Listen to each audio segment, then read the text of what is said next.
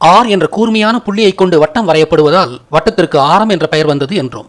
கூர்மையான புள்ளிக்கு ஆர் என்ற பெயர் எப்படி வந்தது என்பது ஒரு ரசனையான செய்தி. நாம் புள்ளியை இயல்பாக கருப்பு மையை கொண்டே வைக்கிறோம். அல் என்றால் தமிழில் கருப்பு என்று பொருள். தமிழர்கள் ஆதியிலேயே கூர்மையான இரும்பு ஆயுதங்களை வடிவமைத்தனர்.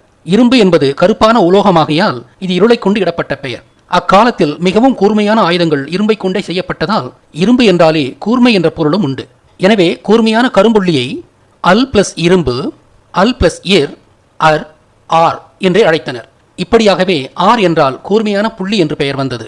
புள்ளி போன்று சிறியதாக இருக்கும் கேழ்வரகிற்கும் இப்படியாகத்தான் ஆரியம் என்று பெயர் வந்தது. இந்த ஆய்வு சரி என்று நிறுவ அரும்பு என்ற சொல் உதவுகிறது. மொட்டுக்கள் கூர்மையாக இருக்கின்றன. மொட்டுக்கள் இரவிலேயே வளர்கின்றன. அதற்கு காரணம் செடிகளின் வளர்ச்சியை கட்டுப்படுத்தும் பைட்டோக்ரோம் எனும் பொருள். எனவே இரவில் கூர்மையான மொட்டுக்கள் உருவாவதால் அல் பிளஸ் இரும்பு, அரும்பு என்று மொட்டுக்களை குறிக்கும் சொல் உருவானது. ஆர் என்பது கூர்மையான புள்ளியை குறித்ததால் ஆங்கில சொல்லான ஆரோ என்ற சொல்லும் ஆர் என்ற கூர்மையை குறித்த தமிழ் சொல்லிலிருந்தே உருவானது.